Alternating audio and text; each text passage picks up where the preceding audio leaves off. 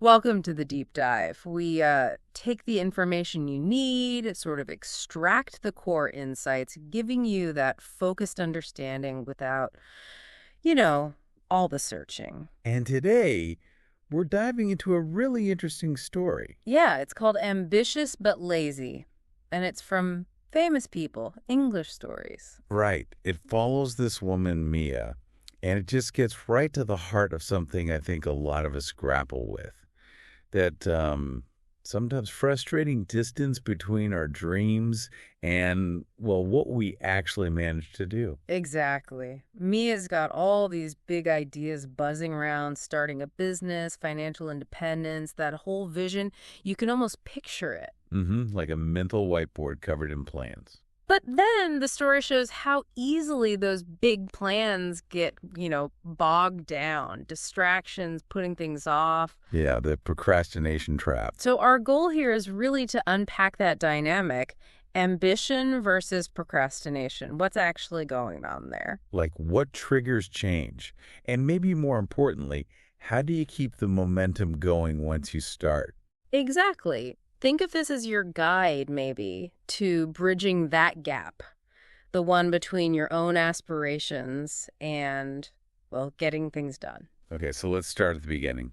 Chapter 1, The Dreamer. Right. We find Mia in her apartment, and like you said, it's full of the evidence of her ambition, those sticky notes everywhere. But pretty quickly you see this pattern. She's spending hours just watching other people succeed online. Fueling that, I could totally do that feeling. Right. But then she delays. She puts off her own efforts. And what's really interesting is that tension. She knows she has potential, but she consistently fails to act on it. It's not that she lacks ambition, is it? No, not at all. Yeah. It's more about this inability to translate the ambition into actual tangible steps. It's that feeling of being stuck in potential, isn't it? So relatable, always about to start, but never quite getting there. Mm-hmm. And the reason she tells herself, I'm tired today, or I need more time to plan, Oh, yeah, or I'm just not ready yet. We've all been there. they're almost universal excuses, really. Makes you wonder what's behind it, psychologically speaking. Is it fear? Like fear of failing disguised as needing more prep time? That's a really good question. Procrastination, it's often not just laziness, right? It's Yeah. complicated. Fear, anxiety, even perfectionism can play a huge role. So needing to plan everything perfectly can actually be a way to avoid starting. Exactly. Avoid the discomfort, avoid potentially hitting roadblocks. And with Mia, that contrast with her scrolling social media is telling. How so? Well, it gives her a sense of progress or at least involvement without any actual risk or effort. It's passive. Right. Until her friend Lily says something. Yeah, that line is great. You don't have to work all the time, Mia, but you do have to start. So simple, but cuts right through it. It's the kind of direct truth that often gets lost in our own heads. That directness, it's like an external nudge she needed. But the real push, the thing that forces her hand, is that rent notice. Ah, yes. The final rent notice. Can't ignore that. It pulls her out of the dream world and into, well, reality. She needs income now. And that leads to that moment of self-recognition. I'm ambitious, but I've been lazy. It doesn't feel like she's just beating herself up, though. It feels like a clear assessment. Right. It's honest. Mm-hmm. And what allows someone to get to that point, often it takes a catalyst. Like the rent notice, that external pressure. Or sometimes it's internal, maybe just getting fed up with the disappointment or really feeling the weight of lost time. For Mia, the external pressure definitely forces that internal reckoning. And what's significant is how quickly she shifts her behavior after that realization. Yeah, she doesn't just dwell on it. She immediately channels it into a new kind of list, an actionable list. Wake up at 7 a.m., apply to 3 jobs, finish 1 project.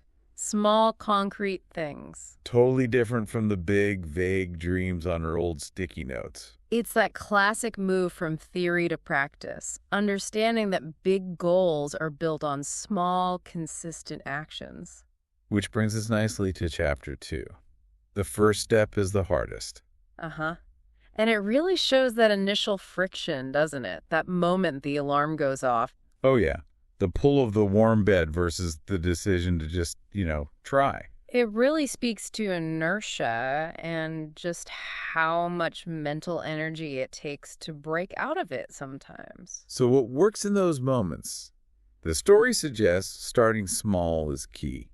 Focus on the immediate task. Like her internal prompt, just try. It lowers the bar. Exactly. It's not, I have to conquer the world today. It's just take this one step.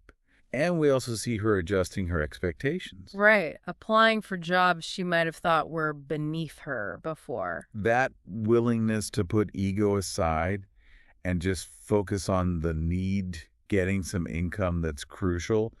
And that line, done felt better than perfect. Oh, I love that. Such a good antidote to perfectionism. Which can be a huge driver of procrastination, as we said. It's just so freeing, isn't it? Prioritizing progress, any progress, over some impossible ideal, especially when you're just starting out. And the story makes it clear it's not like a magic switch flipped. It wasn't a sudden total transformation. No, she still gets distracted. Old habits pull at her. But now she has a tool, right? That self-correction. It's okay. Just go back to the list. It's like building a muscle, that ability to gently guide yourself back on track. Mm-hmm. And then comes that interview, the freelance writing job. And her answer to, tell me about yourself, it's so honest. I'm someone who's learning how to stop planning and start doing. That really lands. Why do you think that was so effective? Well, probably the honesty, the self-awareness. She wasn't putting on a performance. She owned her past struggles, but emphasized her active effort to change. That vulnerability can be really powerful. Definitely, it shows real growth. And then she gets a job, earns her first $150. Which is more than just money, isn't it? Oh, absolutely. It's proof, tangible proof she can do it. Mm-hmm. That feeling of accomplishment. And she says, like, I'm finally respecting myself. That self-respect, that's huge. It shows that intrinsic motivation kicking in. Yeah, the kind that comes from taking action and seeing results, even small ones. So the chapter ends with this fundamental shift. Mia is now someone who does things. A real shift in identity, from dreamer to doer. But as chapter 3 shows, the comparison trap, new progress brings new problems. Right. So now she's freelancing, she's in these online groups. And inevitably starts comparing herself to others who seem, way further ahead. It's such a modern problem, isn't it? Constantly seeing everyone else's highlight reel. So what's going on there psychologically? Why is comparing ourselves so powerful and often so unhelpful? Well, there's social comparison theory, which basically says we're kind of wired to evaluate ourselves against others. Mm-hmm. Sometimes looking up can motivate you. But mostly it just makes you feel bad. Often, yeah. Yeah. Especially when you only see the curated wins. It can lead to feeling inadequate, envious, discouraged. For Mia, it triggers that old lazy feeling again, but now it's mixed with doubt. Like, what if I'm not actually good enough? What if this is all a waste of time? Exactly. And it shows how much our internal state can be swayed by our environment, by the information we take in. It feels like a cycle. The doubt makes you stop, which makes you feel even further behind. Vicious cycle, yeah. But Lily steps in again with some wisdom. Reminding her she's only seeing snippets, right? And that crucial line, success isn't a race, you're building something. It takes time. That external perspective helps. But the real turning point seems to be Mia's own exercise, listing her accomplishments. Yeah, just for the past 30 days. Even the small stuff. And seeing it written down, that tangible evidence of her own progress helps her ground herself. She realizes, I am growing, even if it's slow. Which leads to that fantastic rule. No more comparing beginnings to someone else's middle. How can listeners use that? Well, one way is to deliberately shift your focus. Track your own milestones, however small they seem. Reflect on how far you've come, not just how far you still have to go. Like, keep your eyes on your own paper. Kind of, yeah. And Mia's daily 3 rule is another great takeaway. One thing for income, one for skill, one for herself. It promotes balance. It acknowledges that rest and personal well-being are part of the equation, not luxuries. And then she gets that positive reinforcement, a better contract, directly because of the work she'd been doing. Right, it shows that consistent effort, even when it feels slow, really does compound. It beats passive watching every time. The chapter also touches on her relationship with rest, learning to tell the difference between actual rest and just avoiding things. Rest is part of the plan. Avoiding is not. That's a key distinction. And that action-focused journal, what did I build today? Reinforces acknowledging the small wins, keeps the focus on action. And Lily notices the change, too. You're not just dreaming anymore, you're doing it. It all culminates in that new sticky note. Be patient with the climb. Good advice. Okay, chapter 4, the shortcut. This introduces a classic temptation. Doesn't it just? Mia runs into an old classmate, Jade. And Jade has this offer. Content partner for her coaching brand.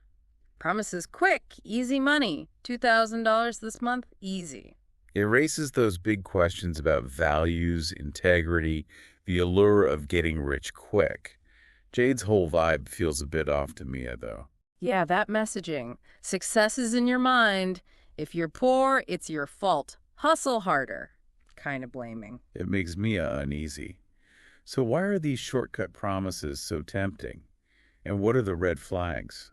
Well, the appeal is obvious, right? We want results fast, without all the hard work. It taps into that desire for instant gratification. But the red flags, like Jade's message here, often involve oversimplification, maybe blaming people for complex situations, a lack of empathy. It just doesn't sit right with Mia, and she asks herself that crucial question in her journal.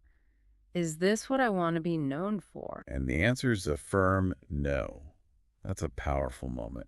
She chooses the slower path, the one built on honest work. Sticking to her values, even if it means less money right now. And Lily's wisdom again, fast isn't always forward. So true. And then unexpectedly, staying true to herself pays off anyway. That LinkedIn post goes viral. Right. It leads to genuine opportunities, real connections, clients who value her authentic voice. It's a fantastic contrast. The quick, potentially hollow money versus the value of honest work, real connections, aligned with her values. It really shows that building something strong, something with integrity, might take longer, but it's ultimately more rewarding. Yeah, that journal entry sums it up. You can grow fast. Or you can grow strong. I choose strong. And the sticky note. Davy. Say no to shortcuts. Say yes to your path. It's about building integrity, not just income. So true. Okay, chapter 5. When the spotlight finds you. This deals with what happens when you actually start getting noticed. Yeah, the flip side of success. Mia's post gets attention, opportunities roll in, she's achieving that dream. Get paid to write from anywhere. Sounds great, but it brings new pressures. Stress, overcommitment. She starts slipping on her routines. It's that tricky transition, isn't it? From striving for success to actually managing it. Why is increased visibility so stressful sometimes? Well, moving from, working quietly to being seen can trigger all sorts of anxieties. Performance anxiety, fear of judgment. Imposter syndrome. Big time. That feeling like you're going to be found out. Mia's fear is spot on. What if I mess up? What if they find out I don't have it all together? It's the pressure to maintain this image, to constantly perform. It can be exhausting. And Lily's advice here is just perfect. You always think you need to be more than you are. But maybe who you are right now is exactly enough. Wow. That hits home. It's about self-acceptance, isn't it? Your worth isn't tied to the external validation. And Mia has this moment in the cafe reflecting. She acknowledges the fear, but also her effort. But I'm not that girl anymore. I've shown up every single day, and that counts. She's starting to value the process, her commitment, not just the shiny outcome. So she decides to say yes to the big campaign feature, despite the fear. That's brave. It really is. Leaning into discomfort. And her advice in the interview to her younger self. Stop waiting to be perfect. You don't need a big plan. Just one honest step forward comes straight from her own experience. And the response she gets shows people connect with authenticity, with relatability, much more than some flawless image. Yeah, the impact was about being real, not just successful. Which leads to that final sticky note. Being seen isn't the reward. Becoming real is. Powerful shift. But then comes chapter 6, the burnout. Ah, yes. The inevitable consequence of pushing too hard for too long. Outwardly, Mia looks successful. Inwardly, exhausted. She's been saying yes to everything, terrified of slowing down, terrified of seeming lazy again. This chapter is such a crucial reminder about sustainability. You can't sprint forever. What are some of those early burnout signs people should watch for? Well, things like constant fatigue, trouble concentrating, feeling cynical or detached, maybe more irritable than usual, changes in sleep, appetite, just feeling totally overwhelmed. And Mia hits that wall, wakes up Sunday, just can't work. Blank mind, heavy body, sees herself in the mirror. I look exhausted. It's a stark moment. And when Lily visits, Mia admits she's been overdoing it out of fear of being lazy again. That internal conflict is so real. The drive to achieve, battling the basic human need for rest. And Lily's reassurance is vital. You're not lazy, Mia. You're just human. And humans need rest. It pushes back against that toxic productivity culture, doesn't it? The idea that you constantly have to be on. Absolutely. So No. Mia consciously chooses to rest, turns off the phone, takes a bath. It's intentional self-care. And she sets new rules. Rest is part of success. And you don't have to earn your right to pause. That's a fundamental shift in thinking about productivity. It's not about nonstop hustle. It's about sustainable effort. That journal entry she writes in the park gets me every time. Success without peace is just another kind of prison. So true. And she starts to reevaluate her past laziness. Maybe sometimes it wasn't laziness at all, but her body signaling a need for rest. Becoming more attuned to those signals. Healthier self-awareness. And then she starts sharing these insights, teaching others about healthy work habits through short videos. And people respond. Someone messages her, I thought rest was failure. You showed me its wisdom. It shows how universal this struggle is. We all need permission to rest sometimes. The final sticky note sums it up. You're allowed to pause. That's how you keep going. Wise words. Okay, chapter 7, full circle. Mia is now in a position to help someone else. Yeah, she's in her favorite cafe, working, and she sees this young woman, Sophia, clearly upset, struggling. Mia recognizes herself in her. It marks a real shift, doesn't it? From being consumed by her own struggles to having the capacity to support someone else. How does that shift happen? Well, often it's through navigating your own challenges, right? Yeah. That process builds empathy, gives you insights you can share. Mia doesn't preach. She approaches Sophia with compassion. Shares her own story of crying in that same cafe, creates that connection. Exactly. Shared humanity. And then she offers that simple wisdom from her notebook. One honest step is better than 1,000 perfect plans. Sometimes that simple truth, offered at the right moment, is everything. And Mia offers ongoing support, shares her contact info. It's genuine. There's a real sense of purpose for Mia in helping Sophia. It's like helping others reinforces your own journey, gives it more meaning. Definitely. And her view of lazy continues to evolve, seeing it as a signal, not a flaw. That shows real growth. Sophia sends a message later saying she took one small action And Mia's response, that's not small, that's everything. because those first steps are everything. It acknowledges the courage it takes to just begin. And the final sticky note for this part, help the next one rise. Beautiful. It's about moving beyond just your own success. Towards supporting others sharing the journey. Okay, last chapter, chapter 8, Becoming the Guide. It's a year later. A year since that first real step, and Mia's life looks different, more focused, more balanced. And she has a new mission, the First Step Club, an online platform for the ambitious but stuck. Using her own journey to help others. Blog, podcast, tools, and a course titled, Lazy is a Lie. What do you think is the significance of that course title? I think it directly tackles those negative internal stories we tell ourselves.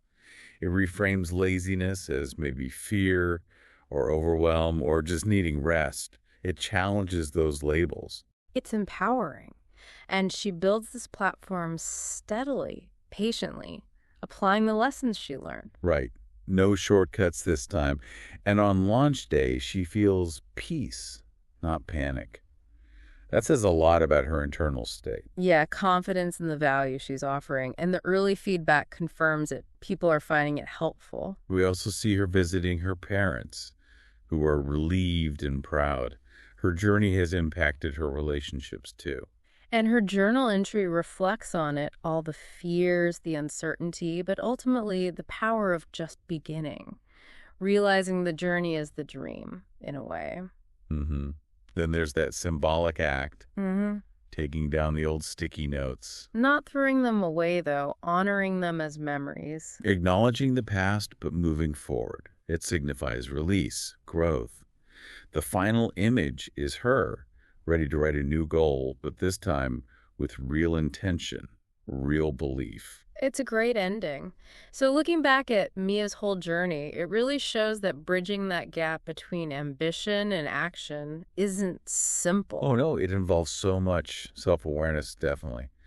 Taking those first small, scary steps. Managing comparisons, resisting those tempting shortcuts, being willing to be vulnerable. Prioritizing rest. Can't forget that. Mm-hmm. And often, finding purpose in helping others along the way. And as you've been listening, maybe you've seen parts of your own story in Mia's. Her experiences, her struggles, they're pretty universal. Absolutely. And it's important to remember the path isn't usually straight. It involves internal battles, external pressures.